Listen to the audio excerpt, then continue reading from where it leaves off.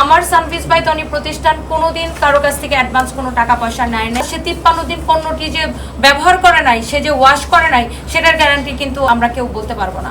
এটার মেমো তো আমরা আসলে ওইভাবে সংরক্ষণ করতে হবে, এটাও আমরা জানতাম না।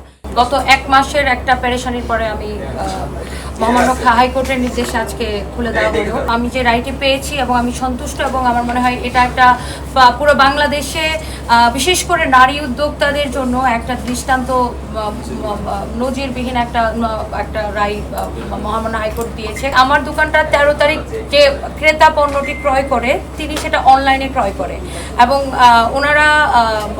উনি ক্রয় করার পরে 53 দিন পরে, যেখানে ভুক্ত অধিকারের 60 ধারা অনুযায়ী স্পষ্ট করে বলা আছে যে পণ্য ক্রয়ের 30 দিনের মধ্যে অভিযোগ করতে হবে, সেখানে যিনি ক্রেতা ছিলেন তিনি অনলাইন থেকে পণ্যটি কেনার আপনার 53 দিন পরে উনি ভুক্ত অধিকারে কমপ্লেন করে। এখানে আরেকটা ইম্পর্টেন্ট বিষয় আমি আপনাদেরকে নোট দিতে চাই।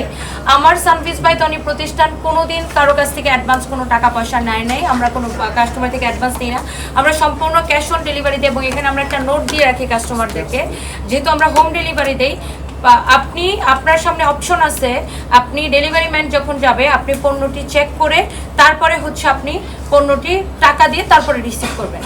তো এখন একজন ক্রেতা, সে 53 দিন পণ্যটি যে ব্যবহার করে নাই, সে যে ওয়াশ করে নাই, সেটার গ্যারান্টি কিন্তু আপনি বা আমরা কেউ বলতে পারবো না। ক্রেতা পণ্যটি ক্রয় করে অনলাইনে, কিন্তু ওনারা আমাদের শোরুমে এসে এটার কাগজ দেখতে চায় যে আমার সেলসম্যানদের কাছে। তো আসলে অনলাইনের পণ্যের কাগজটা তো আসলে সেলসম্যানরা শোরুমে দিতে পারবে না, বা এটা তো আমাদের একটা শোরুম, অনলাইনের বিষয়টা আসলে ওটার হিসাব তো আমাদের অফিসে থাকে।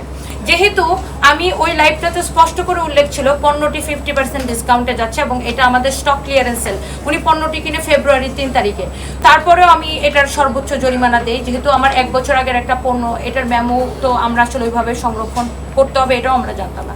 ঢাকা জেলা কার্যালয়ের সহকারী পরিচালক জব্বার মণ্ডল এসে আরেকজন ভুয়া অভিযোগকারী, মেমোটা বের করে, আরেকজন ভুয়া অভিযোগকারীর নাম রাজু একটা নাম লিখে আমাকে আরও 2 লাখ টাকা জরিমানা করে, যেটা আমি তখন জরিমানার টাকাটা প্রদান করতে বাধ্য হই।